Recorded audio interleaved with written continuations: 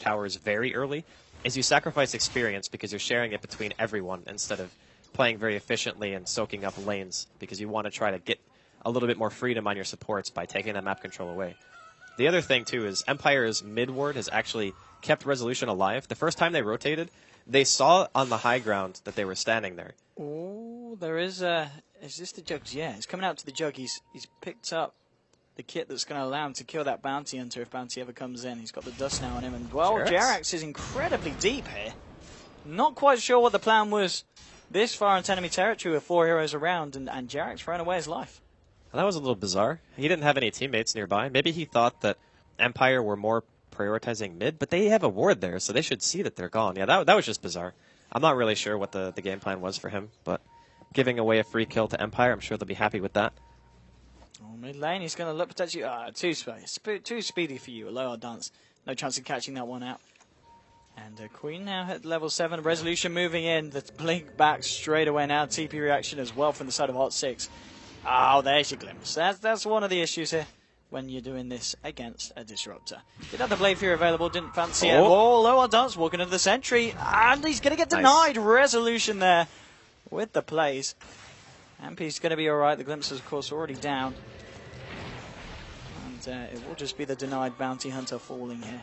Sun, he's got the hook shot here on this top lane with the backup of Jerax and Heen. Empire maybe need to be a little bit careful. They can burst him. Resolution's here with the help of Silent, and indeed they've got the control. The cogs have been thrown down, and with the Shallow Grave as well, he should be able to walk it off. Silent moving forward. He's going to have another Wraith Fire Blast in a second. Will throw it out, and the lightning from Resolution just ends up finishing the job. Gets them the kill onto Sun on this clockwork.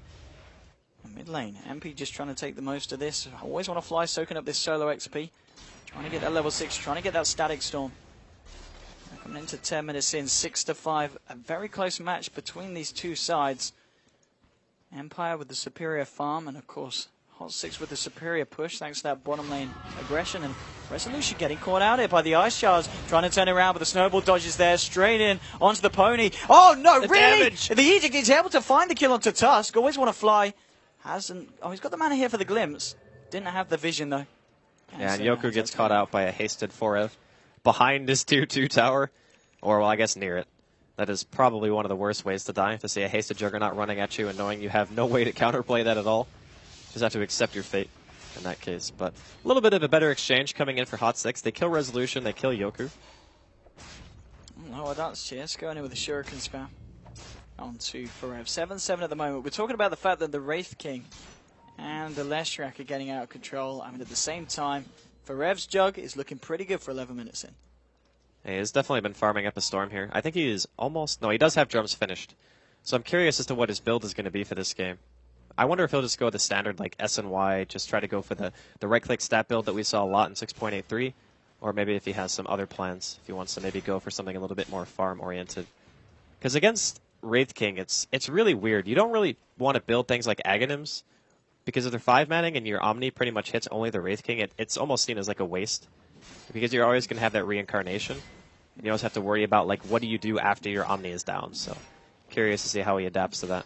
And in the meantime, Silent, he picked up Armlet first. We've seen some Midases, we've seen Blink Daggers and stuff, but Armlet we always talk about for strength heroes. It's pretty much the best that you can get in terms of damage output, and they're going to try to go on Silent. I don't know if this is the play. They've got a lot of heroes here to go for it. Always want to fly there with the backup, and he's hit level 6 as well, so this is going to be a massive kinetic field and Static Storm. Catching out Sun and Jerax. Sun getting low. Will try and walk it off. He's actually going to live. They've lost Jerax here on the Tusk. Silent with the crits onto Forev. Forev trying to run Silent, moving forward. He's got the Armlet toggle available. They're taking down 2, turning around with the Sonic Wave. It's still not enough to bring down Silent. Silent's going to be able to toggle himself through that one. MP gets the blink back on the Queen of Pain, but now with the Wraith Fire Blast onto Heen. Can they look for more? They've managed to get MP. MP's going to go down. They get the Dazzle as well. 4 heroes dropping.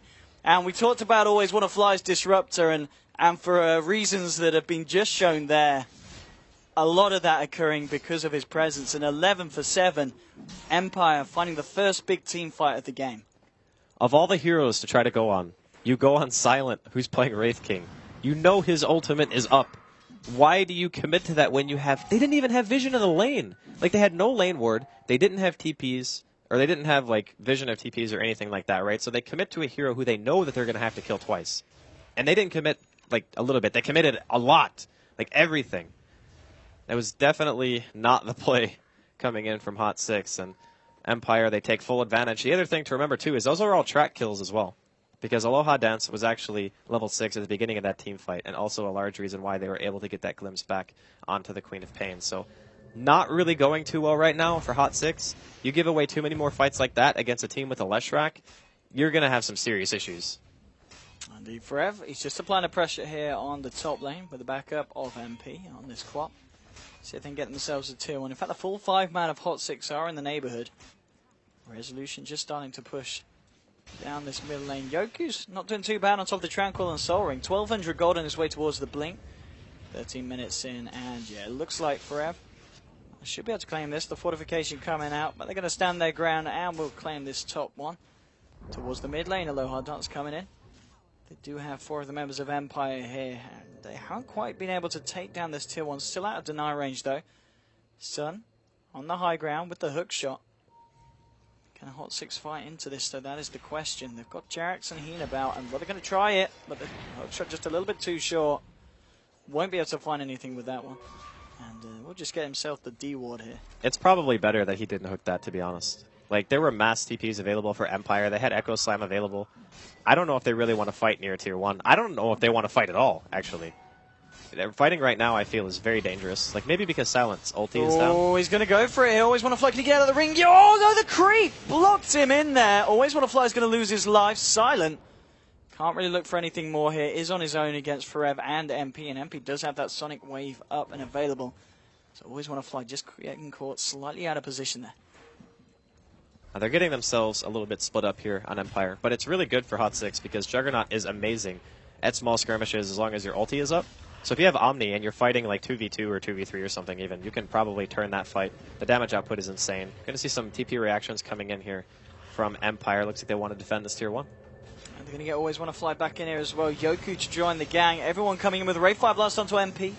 They won't be able to find the chain stone from Resolution to kill him. They might look for Heen instead though.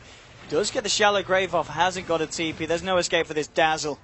And they will find the kill onto Heen. Top lane though, Forev. Continuing to the push, Shabby with 15 minutes in. He's looking for the second tier 2 for his side. Sitting on pretty much 2.8k gold and top of the net worth as well. He's just going to look for the old spin and TP out, and they haven't got anything here that's going to be able to stop that one from happening. A Resolution has a 9-charge Bloodstone. So he got his Bloodstone, immediately gets a charge, right? The problem with this game for Hot 6 is every single small engagement that they take, if they lose a hero, Empire don't care how many people they have to rotate to win that fight because they're always going to be getting track gold. So wasting a TP here or there is not going to mean anything to them. It's okay, fine. We get our money back because of track. That Dazzle kill that they got was worth like 1,000 gold because of not only the gold that they gained, but the money that Heen lost by not spending his unreliable before he actually died. So it's fine. And Yoku going to be dropping middle lane here. Forev finding himself yet another kill. Didn't even need Omni for that one. And they might be able to get this tower. Depends on how much Empire want to prioritize it. Well, no fortification available in here. Now with the snowball, to always want to fly. Just coming a little bit too close for comfort. Hot 6 take the tower and they take the kill as well. Forev with that last hit onto the tower. More money in his bank, and yeah, with the Shadow Blade, and now 1,000 on top of that as well. The Shadow Blade's a nice choice, because a lot of heroes, you buy Shadow Blade and you say, like, why would you buy Shadow Blade against Bounty Hunter? But the reality is, you only want it as a tool of initiation. And the other thing, too, is Juggernaut has something that a lot of other people who buy Shadow Blade don't, which is the capability of dispelling track by using Blade Fury, and then just immediately using the Shadow Blade after the fact. So you don't have to worry about buying like Manta, you don't have to buy BKB or Lotus Orb. You can just simply spin, use your Shadow Blade, or spin and then TP away. And as we've already seen, Empire don't have any real way to stop that in the first place. And Aloha Dance, I think he was spotted out by that sentry as Forrest doing a little bit of scouting himself. Don't think walking high ground is what he wants to do, though. Indeed, he's got to be careful. It's Silent and Aloha Dance. Wait, what? What's going on right now? Chilling out here. We'll get the vision there. Here we go with the Silent blink forward onto Forev, trying to bring him down, but Heen is there on the Dazzle. Sun forcing back Aloha Dance here with the cogs, and that's actually going to trap up Silent, but Silent, he's got the armlet and he has got Reincarnate. Yoku's got an Echo Slam.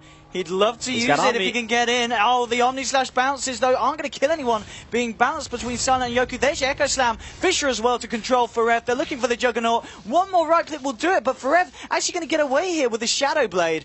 Elsewhere, the side of Empire were able to take down Dazzle and Clockwork. And they don't find the jug. Forev very lucky to get away with his life after that one. That's been Shadowblade, dude. Any other hero who buys Shadowblade would have been dead there, because you don't have any way of dispelling the track, but that Magic Immunity a little bit too strong here. And MVP Hot 6, they lose a couple of heroes. Again, it's all track kills, so it's kind of a bummer, but they are applying pressure to the Tier 2 in the top lane. Looks like MP will eventually be forced back. I think there's going to be a certain stage in the game where they just can't afford to give away kills. Hot 6, in the late game, because of the fact that Juggernaut's built like Drums and Shadowblade, he might even go for Silver Edge. It's not too bad against Wraith King. It stops his crit. It stops... I'm actually not sure if it stops the lifesteal portion. I think it stops like all passives, so it should, but either way, it's decent. And if he wants to go for that, I think it would be a pretty solid choice. But the problem with their team is they don't have any real way of getting out. They have Clockwork and Tusk, two of the hardest initiators. And then they're playing up against Disruptor and Track Vision. So it's every time you go in, if you're not 100% sure you're winning that fight, you're giving up a ton in terms of gold, at the very least. Yeah, this is the problem we're going against the bounty. Need to be very careful when they take these skirmishes. Clockwork, just about 700 or so away from his Blade Mail. For Rev, now, I mean, as you're saying, after the Shadowblade build, what do you kind of opt for now? Is it, can you go straight in for something? Do you go back for an SNY here? SNY is really good still. I think that SNY is probably just one of the best Juggernaut items in general. Because the hero wants to be so active. And if you're getting position 1 farm, sometimes buying an SNY early just gives you the stats that you need with spin and such to be able to live through just getting right-clicked down by a Silent, for example, who went for the Armlet build. So I think SNY is perfectly valid here. I think he could go for Silver Edge. I think he can go for... Manta's not really that good. He probably doesn't need that. Yeah, I think SNY or Basher, something like that.